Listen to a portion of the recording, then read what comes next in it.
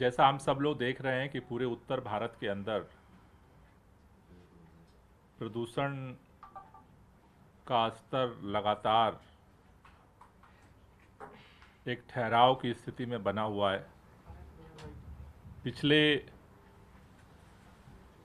लगभग 8-10 दिनों से पूरे उत्तर भारत में जो हवा की गति है वो काफ़ी धीमी है। टेम्परेचर लगातार डाउन जा रहा है और ऐसे में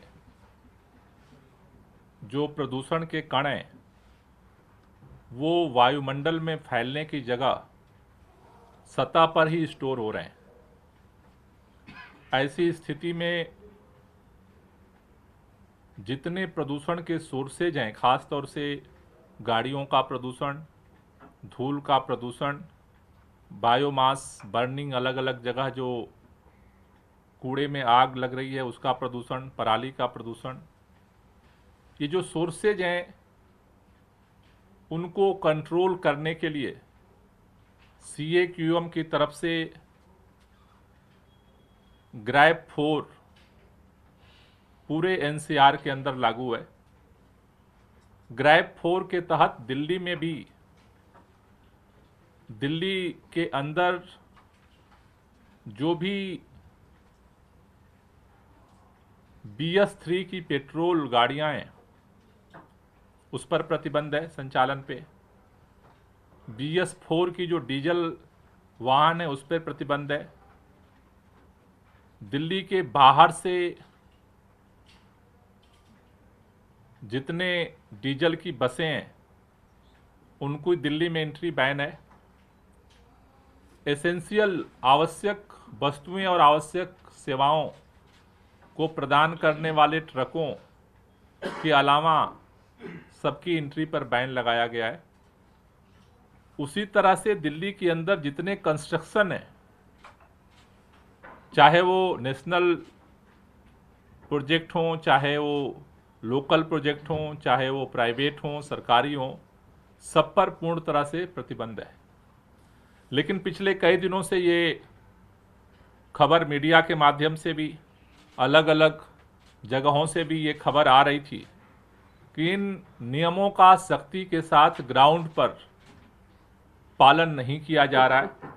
आज हमने दिल्ली सरकार के सभी मंत्रियों के साथ संयुक्त बैठक की और उसमें हमने सभी मंत्रियों के अंडर में आने वाले जो अलग अलग विभाग हैं उनको कैसे सक्रिय किया जाए उसको लेकर के हमने आज चर्चा की है। क्योंकि इम्प्लीमेंटेशन एक बड़ी चुनौती आज की तारीख में दिख रही है। नीचे के ग्राउंड के स्तर पे जिस तरह की सक्रियता होनी चाहिए वो सक्रियता नहीं दिख रही है। जो ये प्रशासनिक लापरवाही है, जो ढीलापन है, पूरे मंत्रिमंडल ने इस पे नाराजगी व्यक्त की है और इसको मॉनिटर करने के लिए सभी मंत्रियों को अलग अलग डिस्ट्रिक्ट्स में ग्राउंड जीरो पर उतर करके और इसकी रियलिटी चेक करने के लिए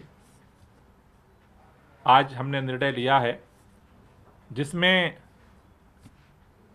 मैं नॉर्थ और नॉर्थ ईस्ट डिस्ट्रिक्ट में ग्राउंड जीरो पे मॉनिटरिंग के लिए इंस्पेक्शन मैं करूंगा। नॉर्थ और नॉर्थ ईस्ट में श्री कैलाश गहलोत जी साउथ वेस्ट और वेस्ट, साउथ वेस्ट और वेस्ट में कैलाश गहलोत जी को रिस्पॉन्सिबिलिटी दी गई है। आतिशी जी को ईस्ट और साउथ ईस्ट में ग्राउंड विजिट की रिस्पॉन्सिबिलिटी दी गई है। ईस्ट और साउथ ईस्ट। श्री सौरभ भारद्वाज जी को साउथ और नई दिल्ली,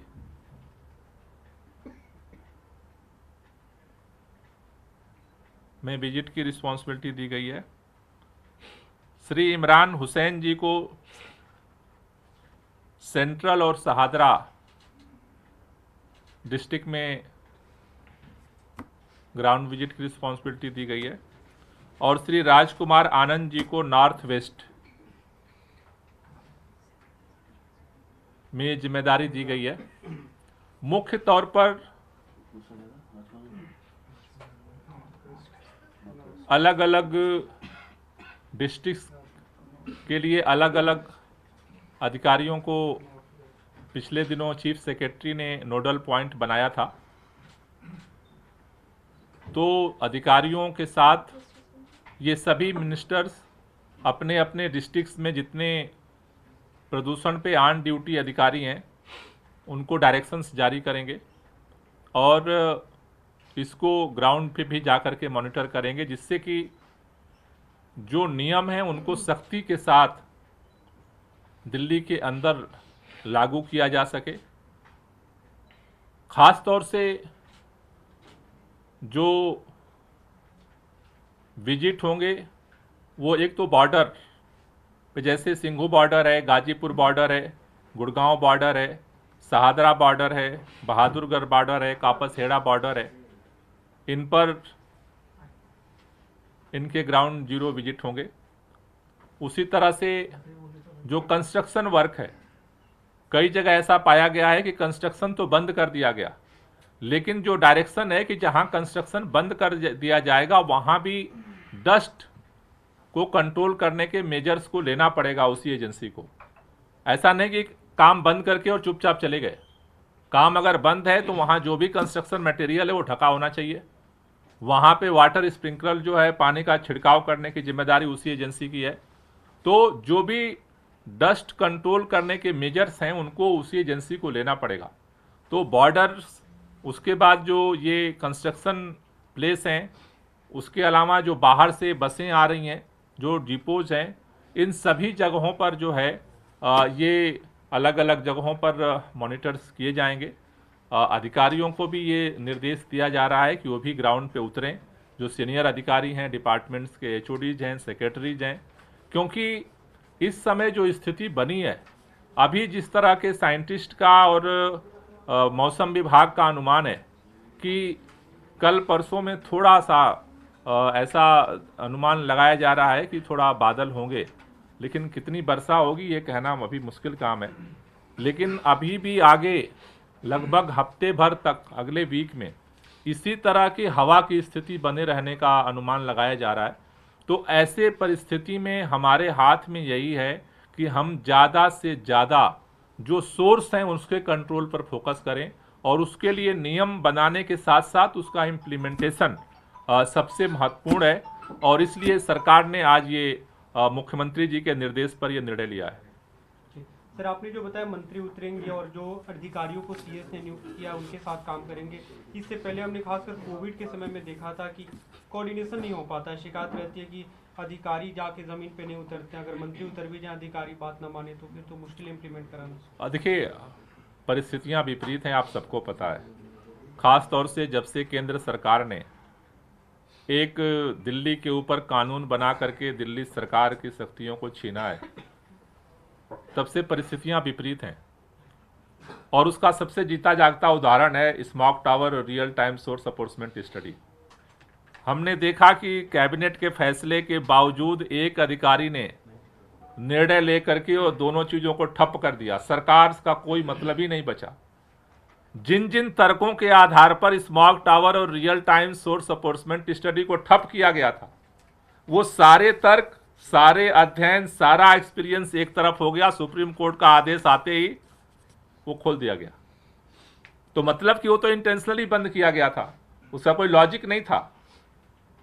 तो ये विपरीत परिस्थिति है, लेकिन इन विपरीत परिस्थितियों में हमारी कोशिश क्या है, जितना ज़्यादा से ज़्यादा जो है हम पहल कर सकते हैं, काम कर सकते हैं, योजनाओं को लागू करा सकते हैं, उसके लिए सरकार पूरी ताकत के साथ जो है वो काम कर रही है।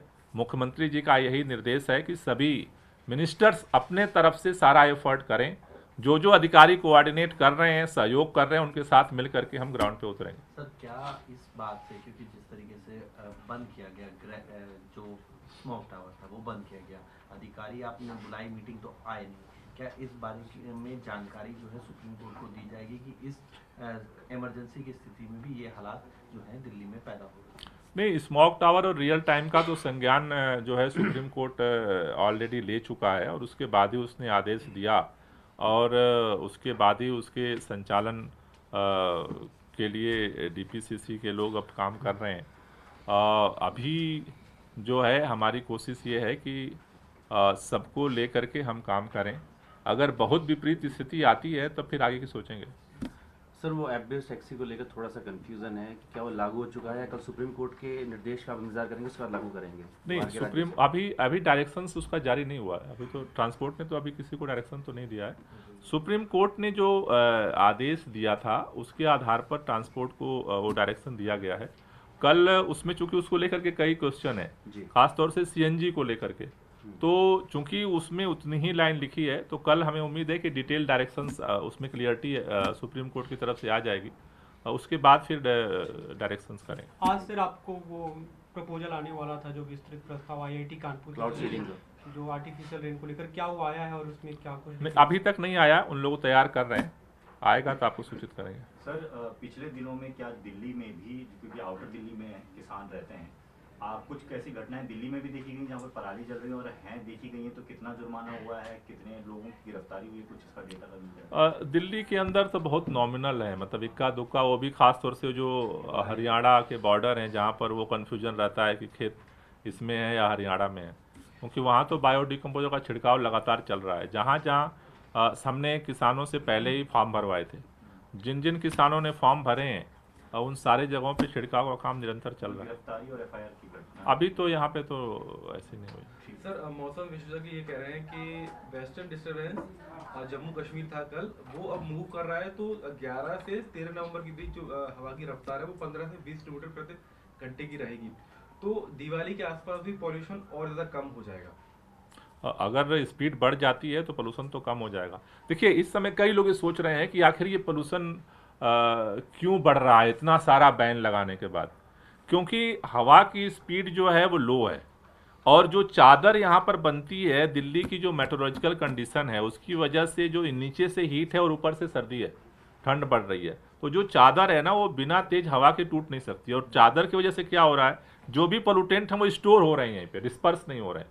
तो इसलिए जो है वो एक आप देख रहे हैं कि एक ठहराव की स्थिति बनी हुई है, उसी लेवल पे पोल्यूशन थोड़ा सा नीचे जा रहा है, अप हो रहा है, लेकिन अगर तेज हवा चलती है तो निश्चित रूप से ये डिस्पर्स होगा, जो एक स्टोरेज बना हुआ है। Thank you sir. एक पॉलिटिकल सवाल भी अगर आप। नो पॉलिटिक्स, नो राजनीति। Only one. बात